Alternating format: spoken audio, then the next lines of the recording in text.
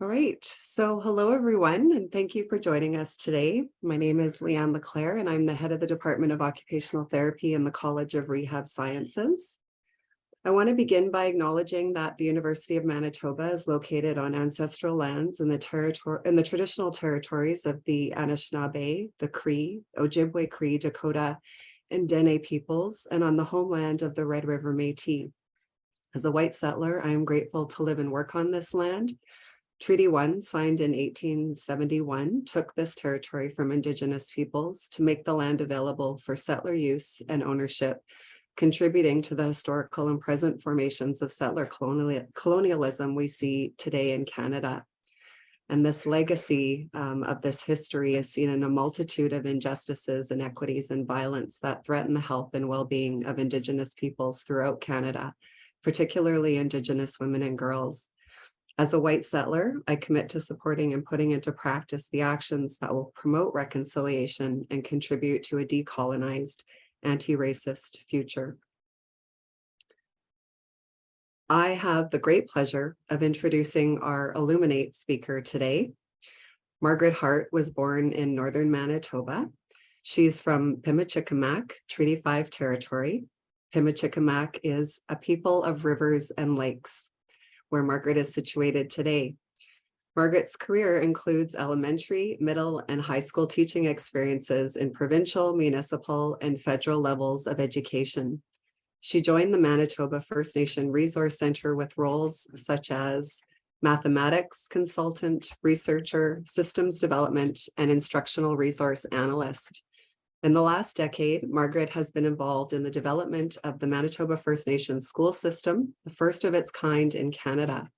She's worked with a multidisciplinary team of educators to create a First Nations-led initiative to form a culturally relevant, high-quality education system for First Nation students. Margaret has worked with varied teams of educators throughout Manitoba, provincially and federally, demanding a space for Indigenous ways of knowing and being in curricula. Her work includes systems development, community development, curriculum development, and resource development. Margaret has worked in more than 30 First Nations communities throughout her career, collaborating on the importance of Mino-Pimatisiwin. Margaret received her Bachelor of Education from Brandon University. She obtained her Master's of Curriculum Teaching and Learning at the University of Manitoba, specializing in mathematics, education, and has plans to complete her PhD in education. Her interests include curriculum theory, decolonization theory, Indigenous holistic theory, and critical pedagogy. Margaret strives to change the educational experiences for First Nation teachers and students when engaging with curriculum. She recently joined the Department of Occupational Therapy in the College of Rehab Sciences Rady Faculty of Health Sciences in January 2022 as an Ininímowin scholar. She's contributing to Indigenous curriculum development in the Master of Occupational Therapy program and supports for Indigenous students, among many other endeavors, some of which you'll hear about today in Margaret's lecture. Over to you, Margaret. Thank you, Leanne. Good afternoon. I guess I'm not going to introduce myself and my name. That was done. And so today I'm going to speak to you about weaving Ininímowin, striving for Mino-Pimatisiwin. And so my position and role in this department is a direct call to action from the federal government. And it's to help draft new Aboriginal education legislation with the full participation and informed consent of First Nation people. The new legislation would include a commitment to sufficient funding and would incorporate the following principles. This is what I'm currently working on, and this is what I'm using as my foundation in the work that I'm currently doing in the Department of Occupational Therapy. So number one is improving educational attainment levels and success rates for First Nation people in health sciences. And currently, as my PhD Meskano, my path is developing culturally appropriate curricula for people in within First Nation communities and also within the Rady Faculty of Health Sciences. And so coming here today to speak on curriculum development, it's giving me a concrete basis for hope. And so Ferry talks about the oppressed and the oppressors. And so he says, who are better prepared than the oppressed to understand the terrible significance of an oppressive society? And so the work that we're doing in curriculum theory and curriculum development is a mutual process that's been taken and undertaken by the Department of Occupational Therapy as we walk together and strive for Mino-Pimatisiwin, a good life for all people and not just one. So when I say we're striving for Mino-Pimatisiwin, that involves all nations within Canada. So pitani gan ayo na napatsitan Ininímowin. Ayo nimeneni ten ute peyamyan uta Askik Treaty 5 territory uta Pimicikamak Cree Nation. Megots uta nipepin uta peyamyan. Ayo ninaskum manmina epe atusket tamano ma Mino-Pimatisiwin ago minoyawin. Ayo gitsike gonanima taminak ayo itsuasimisanano ayo kweskisa uta the mino mamintuneni tamagik mina elgo nigan elgo kitse elgo nikipe witamakayo ketiate suta kekisep tayamyan Ininímowin kape. So I acknowledge that I am on my territory. I'm currently in northern Manitoba, where I was raised. This is where I've gained my understanding and knowledge of Ininímowin.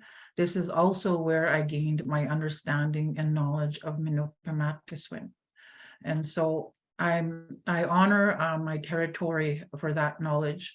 And I also honor the resilience that we carry as a people. I honor that my people are working towards liberation. We are working towards sovereignty and self-determination. And so we understand the work that the community of Cross Lake understands the work that I'm doing, the fundamental work that I'm doing to bring First Nation knowledge systems into practice as non-Indigenous people and Indigenous people. I wanted to start off by talking about relational accountability. I had a really good conversation this morning. I spoke with one of the elders in my community. His name is William Osborne. We talked about this concept of relational accountability and what that means as an Innu person, an Innu scholar being sitting in an academic setting. And so Sean Wilson talks about how the methodology needs to be based in community context. It needs to be relational. And what that means to me is a First Nation person doing academic work, work that must demonstrate respect and reciprocity and responsibility of a people, of a community in its actions. And so if you take a look at the circle, epistemology, methodology, axiology, and ontology has been and continues to be missing in curriculum theory, curriculum development. And so one of the things that I've asked, I pose is, how does ontology and axiology fit into curriculum? Because in the experiences that I've had working in education, the number one gap that I recognized was the voice of First Nation people was completely missing and out within reach, meaning it's very difficult as teachers, as educators, to come into spaces and teach about First Nation people and not have that relational lineage where you're accessing information within community to support your work in this academic space. And so when you do not do that, that means we are not being accountable to our relations. And so when currently in my work and the work that I've done before this, everything that we've done and created and developed, the infrastructure of education, was always in collaboration with First Nation communities. It was never, they were never ahead or behind or missing. They were always right beside us. And so I carry those teachings with me in this work. So that's my relational accountability to curriculum. I will not I will not act as an oppressor, meaning I will not remove Indigenous voice in the work that I'm doing. A fairy talks about that idea of how the oppressed become the oppressors. And so everything that we've learned in our consciousness and we've adopted from settler systems, we begin to carry and impose ourselves within our own communities. And so one of the things that we have to be careful working within academia is to come into community and impose those standards. And so its knowledge is seen. And one of the, I just want to say this quickly, one of the most fundamental teachings that I got for me this morning was that there's two worlds, and we understand that. And so in the First Nation Ininímowin world, spirituality is our first, it's the first that comes, and then it becomes our mind, then our body. And then in this world, it's the mind, body, and spirit. The spirit is in the low, it's not the top priority like it is with ourselves. And the other teaching that I got this morning about the idea of knowledge is that knowledge of the mind is different from knowledge of the spirit. And so when we have knowledge of the spirit from an Ininímowin perspective, all of our knowledge comes from the land and the water, which is quite different from what we learn in academia. And so land is fundamental in who we are as spiritual people. And so when I want to also talk about this justice symbol that I have here, it says settler Canadians and First Nations. And so let's talk a little bit about your relational accountability. What is your relational accountability as settler Canadians? And so when there are systems that were developed without collaboration of First Nation people, do we continue to perpetuate that? Do we continue to perpetuate the erasure of Indigenous voice within curriculum? And so one of the, and it's very difficult for me to say this because it is a very difficult position to be in, but curriculum has been used as an act of genocide with First Nation people. Why? Because it did not have First Nation voice.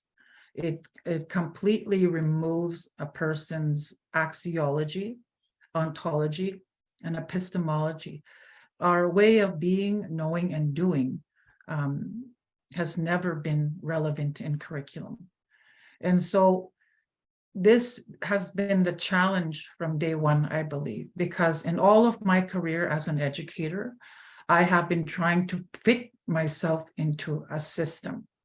So as First Nation educators within this setting in Treaty 5 territory, in this education system, they continue to try to fit themselves into the curriculum that's imposed currently. And so now there's questions, many questions that are coming up about curriculum as an act of genocide. And so if curriculum is an act of genocide, me picking that curriculum up and then taking it to different communities is me perpetuating the oppressor position. Why? Because it is not instilling in Ininímowin our way of knowing, ethically, our axiology. Because if we are spiritual beings, there's ethical responsibilities and protocols that we must follow. If we do not follow ethical protocols, well, there's this natural law we call Ininímowin. And so this relational accountability that I have with First Nation people is my commitment to be liberatory in the way that I work, meaning that there is definitely a movement towards like, for lack of a better word, I'm going to say removing of the emotional and spiritual shackles that we currently carry within our consciousness. And so that is my responsibility to try to remove that. And so within curriculum development in the Department of Occupational Therapy, we are currently moving together as a unit. And I'm very, very grateful for the work that was completed before I came into this position. This position is what I would say walking in a thick forest. And so when you're walking in a thick forest, you are navigating within yourself. And because of the people that were here before me, they prepared a path that I can walk into and be able to do the work that I need to do. And I don't need to specify who they are. They know who they are. Some of them are in this room. So thank you so much for carrying that relational accountability for First Nation Ininímowin people, and also Anishinaabe, Dene, and Dakota. I also want to acknowledge, specify that as a Cree Ininímowin person, we are all very unique in our own way. Pimicikamak people are very unique in their own way, and so with Nelson House, Nisitchawayasik. They're not the same people, but they are Cree. Very, very quite different in the way they think, the way they practice, their reality, their way of doing, all very different and unique. And I just want to acknowledge that every community is unique, which is why we cannot blanket our approaches to how we view curriculum.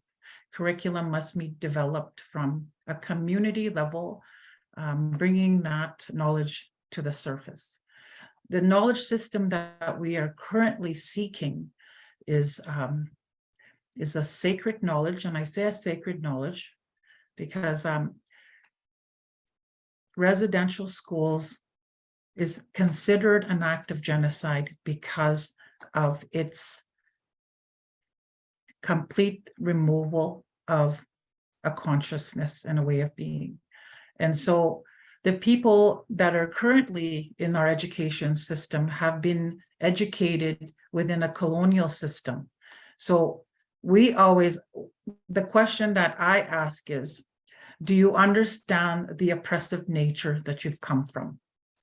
Do you understand the oppressive nature that you have imposed onto, other people, and I would say in education, because it really is a deep awareness of who you are to really understand that to really understand not to be oppressive. And so I really am challenged with this oppressed and oppressor dichotomy. And why? Because if you're within this education system that we followed from K to 12 into academia, you have been immersed in that oppressive order. And so how do you remove yourself from that is really the question. And so I'll continue to talk about that.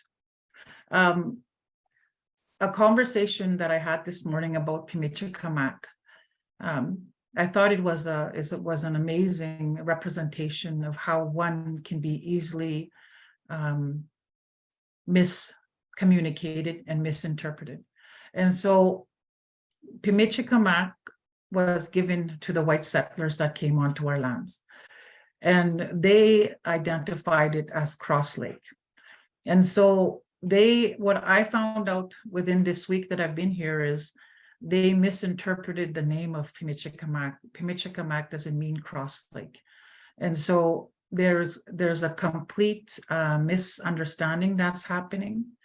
And so, and I guess one of the teachings that came out from my elder meeting today was that we cannot rely on settler Canadians to provide education and academic understanding of our knowledge system because of the way it's deciphered.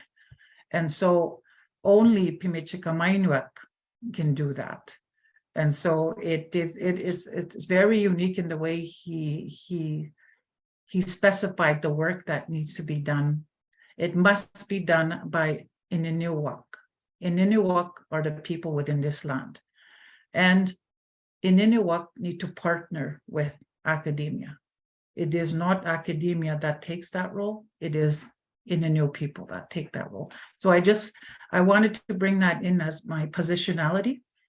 So I have been raised in northern Manitoba most of my life, all of my life actually, and so I recently just moved to Winnipeg, and I had to move to Winnipeg because I was I wanted to move into my master's and also my PhD.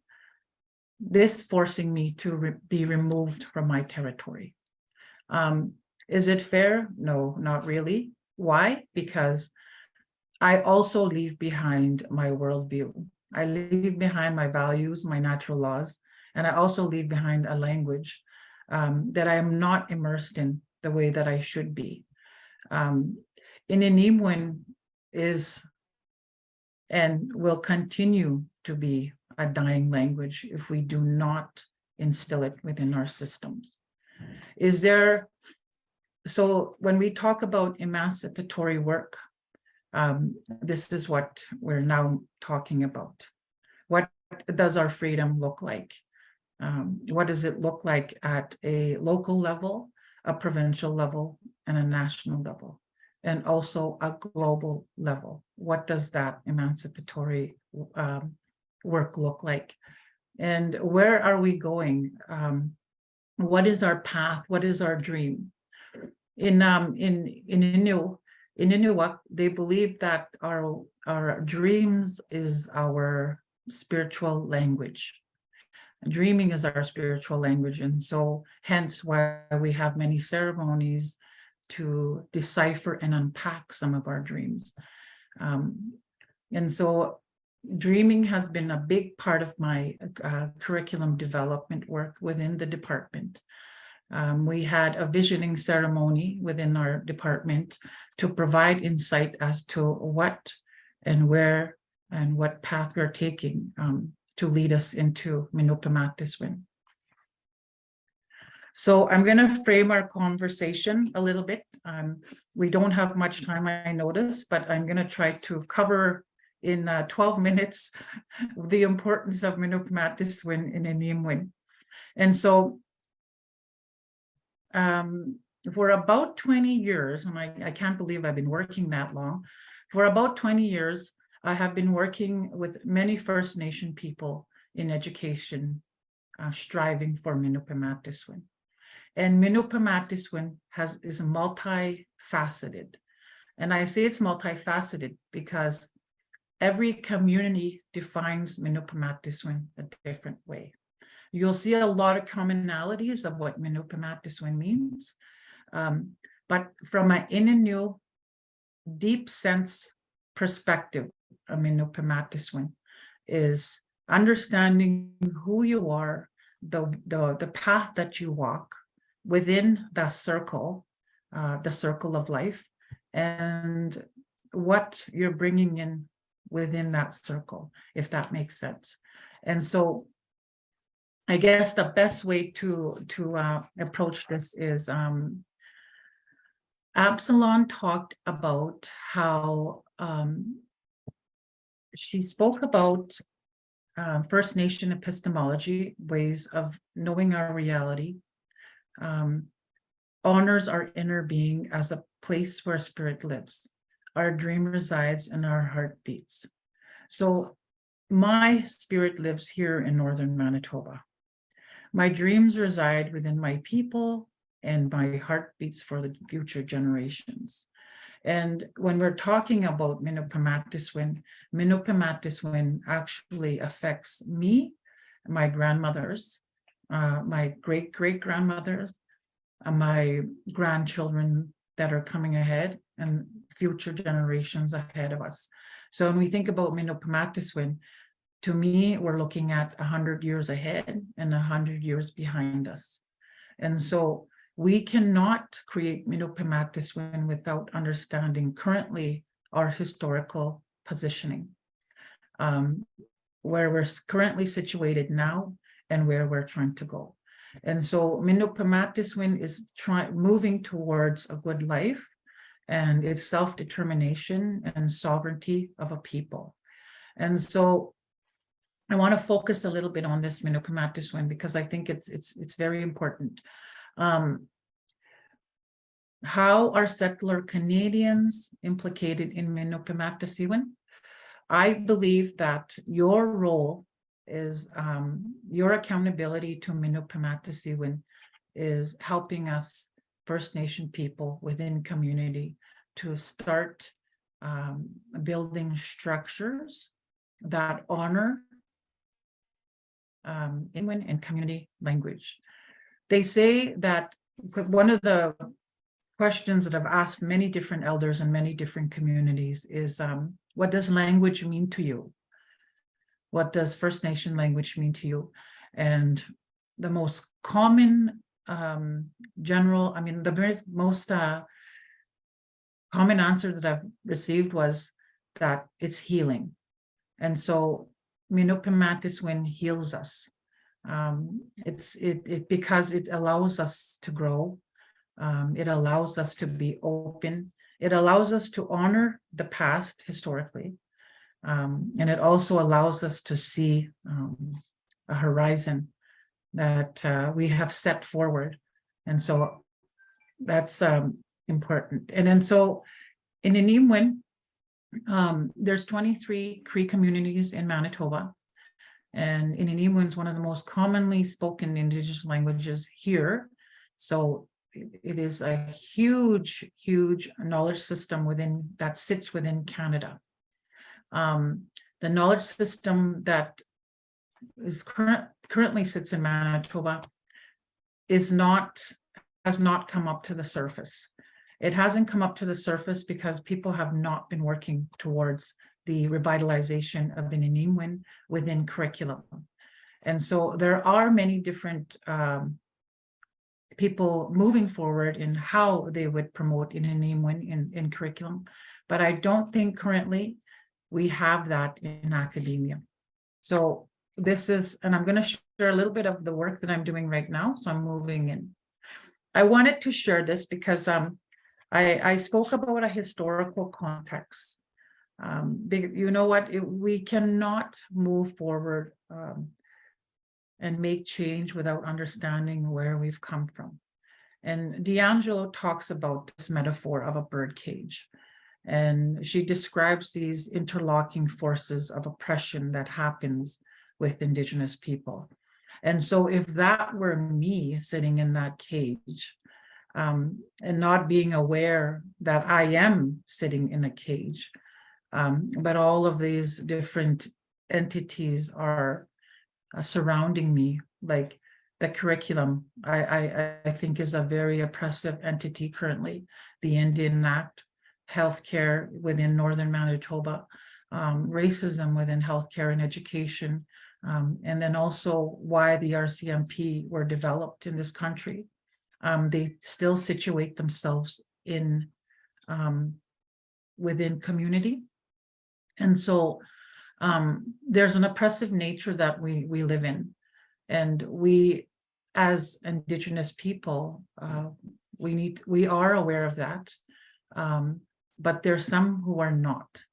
And so this is the part where I talk a little bit about the oppressed versus the oppressor.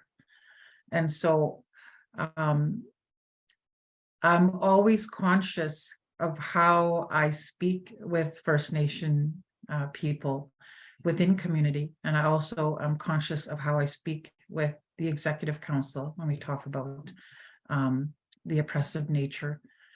Because right now, there's actually a shift between church-run schools, that's the education system, that was an act of genocide, and then currently moving out of that. And so there are a lot of people that currently hold those beliefs in place very strongly. We cannot dismantle, or we cannot remove them from where they're situated. They have to be able to be aware of that themselves. But I think the only way that we could build awareness around the oppressive nature of how we're sitting or positioned in this society is the education system. So curriculum is what is going to teach the necessary concepts that we need to move towards self-determination and sovereignty. And so part of reconciliation is, in practice, is speaking truth. And so if curriculum is used as liberation and we're moving towards self-determination and sovereignty, then truth must be heard. You cannot work towards liberation without truth. My truth matters. All First Nation people who hold the lived experience in First Nation communities have truth. They carry that truth with them, and they have a truth that needs to be spoken. And so with me as an Indigenous Innu person working in academia, I have lived in this system all of my life. I have never questioned this system because there's really no one to question. We just live through within. We live through this this oppressive nature because that's what we were born into. Where my truth is, curriculum has been used as an act of genocide in me, with my family, and with my grandparents. Is it going to be used as an act of genocide for my grandchildren and the future generation? No. And so that's the part where it must stop. So I'm in a position now to help First Nation people, academia, and also people who are restructuring education and healthcare systems that are ready to move into liberation. And Frary talks a lot about liberation in the act where it's we are there. He talks about this concept of humanism and how there's one group or race that is dominating the rest of the Indigenous people within their own country. And so my role, and Absalon talks about this role of critically conscious Indigenous scholars. She talks about the importance of understanding where we are, and she says that it is our responsibility to invest some of our energies into building First Nation resources and knowledge. But I would correct her and say that all of our energies should be invested in building First Nation resources and knowledge systems. I don't think it's some. I think Indigenous scholars have a responsibility to build and invest First Nation resources and knowledge systems. That is our inherent right to do that, even as Indigenous people. We have a right to do that. We have a right to work towards reconciliation. And so I currently want to share, I'm going to close off by sharing a little bit about what we're currently doing in the department. And so Chambers talks about knowledge of a place, knowledge of past meant, knowledge of the far and foreign. And she talks about curriculum not being inclusive of the people within that territory. And so everything that we learn was from outside our nations. And so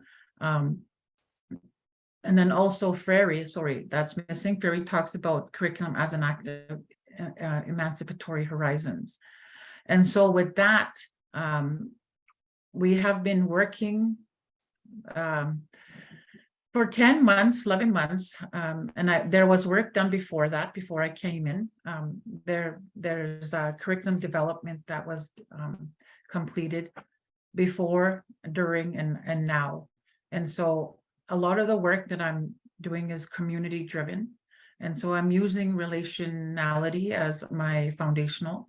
I have a lived experience with curriculum, so I understand where curriculum and how curriculum hurt and continues to harm my people.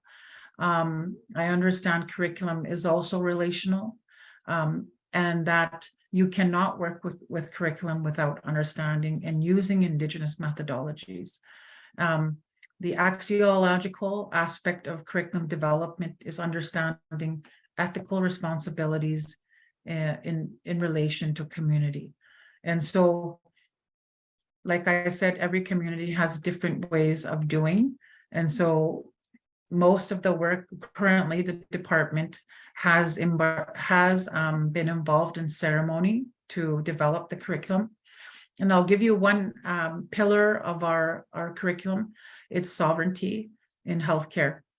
And so now we're capacity building in what sovereignty would look like in healthcare. And again, that must be community driven. It's dialogue and collaboration with healthcare providers in Cross Lake, Pimicikamak, in northern Manitoba, or any community that you're working with. The idea of sovereignty is relational as well. We cannot define sovereignty for any community. It must be defined by them. It's based on treaty relationships, so that's what we're anchoring sovereignty in, and it's about building infrastructure. And so those are the key ideas around how we would build sovereignty within our healthcare curriculum. And so if sovereignty is about Mino-Pimatisiwin, it is community driven. The community has identified what does Mino-Pimatisiwin mean in healthcare. They identify the goals. It's relational, and it's most importantly, it has reciprocity within it. And so if First Nation people are identifying Mino-Pimatisiwin, we're also working together to support that movement. Then we're being reciprocal, because it is a mutual process. And so it's Mino-Pimatisiwin is something that we can never go wrong within community, because all First Nation communities are striving for Mino-Pimatisiwin. This is the goal for all First Nation communities, and that goal must be defined within community. And so that ends my presentation. There's 2 minutes. I thought I'd just talk a little bit about some of the work going in the next year and a couple more. We're looking at a full implementation of the curriculum in 2024. We're capacity building in 2023. So because curriculum has not been very inclusive of who we are, I think all people and all educators within academia need to also be provided with professional development in what it means to be strive for Mino-Pimatisiwin. I don't believe that's something that you can research, and this is the part where it becomes very complex. Mino-Pimatisiwin is not something that you can pick up and read about. It's an action. It's a way of doing, and so it is really action oriented, meaning you're going into community, you're working within community, you're identifying the goals within community, and you're getting the support within that governance structure. So thank you. It is 12:40, so if you have any questions, let me know.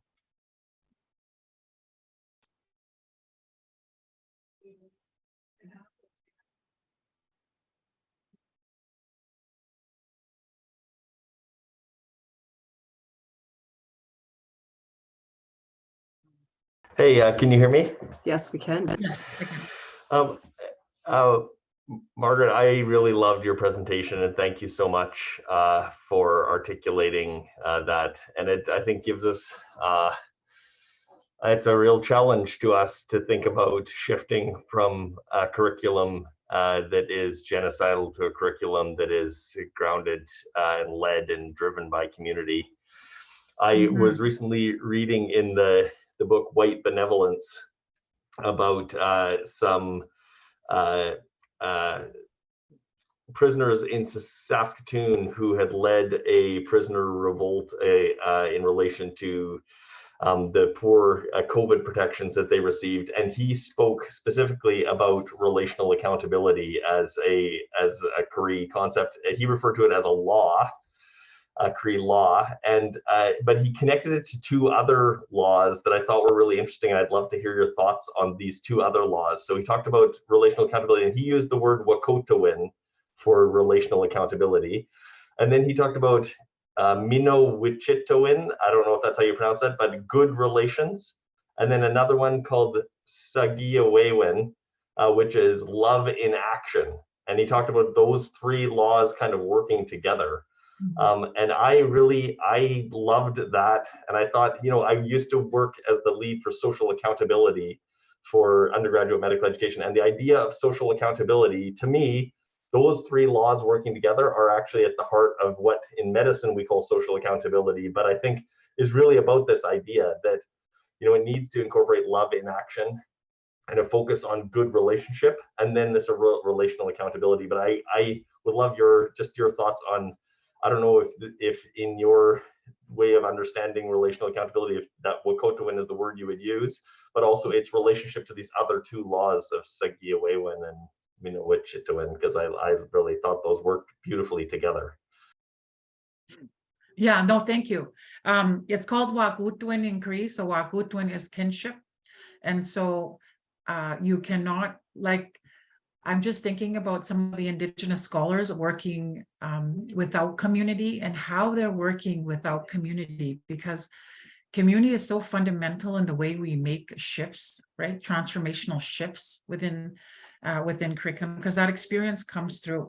And so I have been asked many times, who are your elders? That's the first thing people always say, who are your elders and who are you working with? And I think that's ethically a very, very important question. And so that actually answers what you're talking about, that Wakotowin. And so what relations are you bringing in, you know, that knowledge that you're bringing in?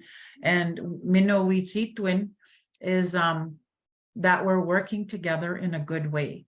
And so Mino-Pimatisiwin is also defined differently from every community.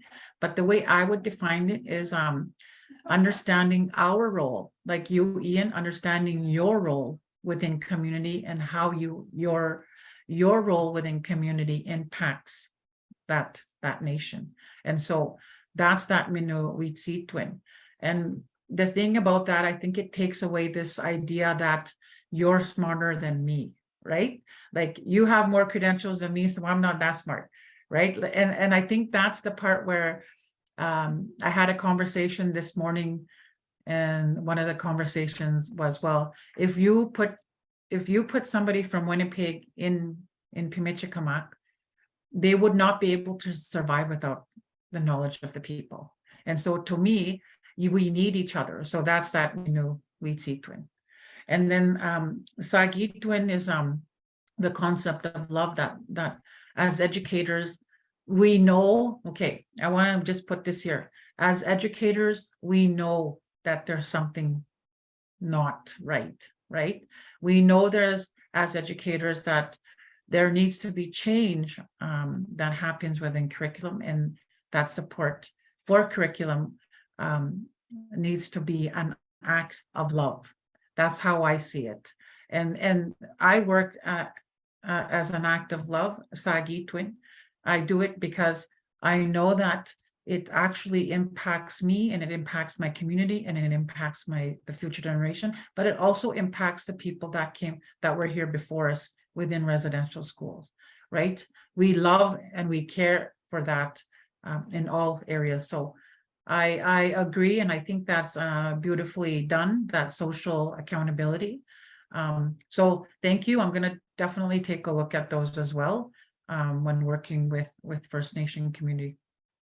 Okay. Thank you. Thanks, Ian.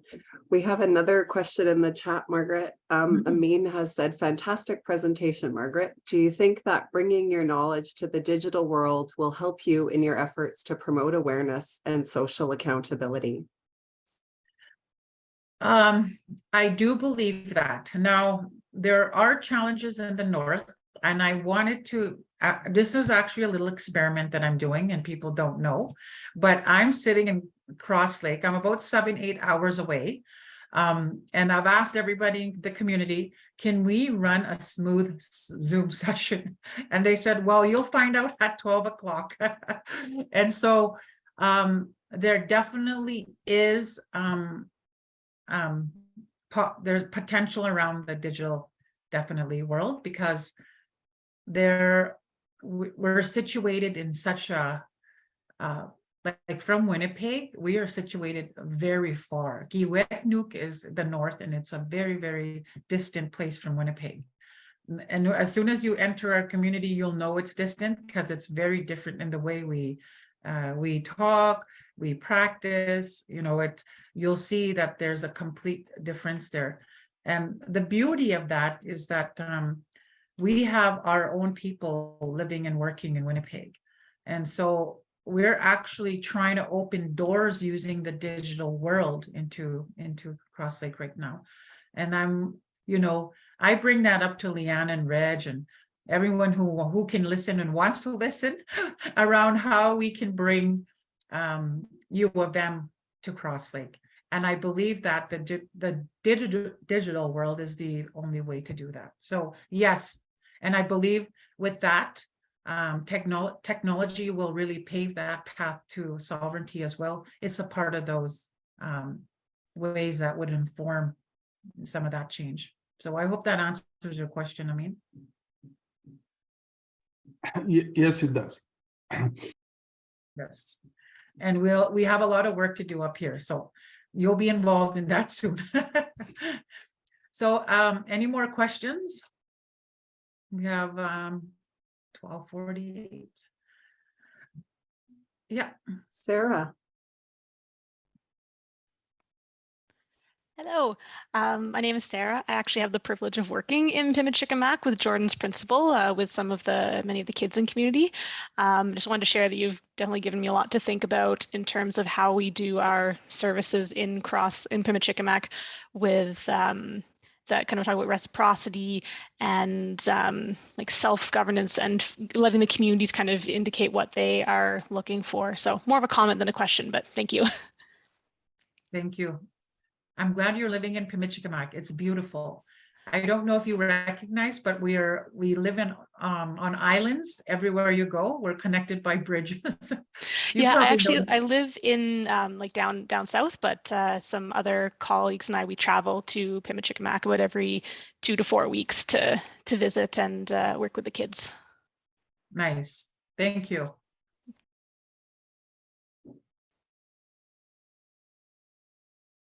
All right, I'm not seeing any more hands, Margaret, but I do want to thank you for speaking and sharing your truth with us today. And we have a lot of work to do, and you've challenged us to work at building Indigenous curriculum with Indigenous community and through relational accountability while we're striving for Mino-Pimatisiwin. So thank you so much. We all have a lot of work to do. Thank you. Appreciate you taking the time today. Yes, thank you. All right, thank you so much, and I'm glad you all took the time to listen. So, thank you.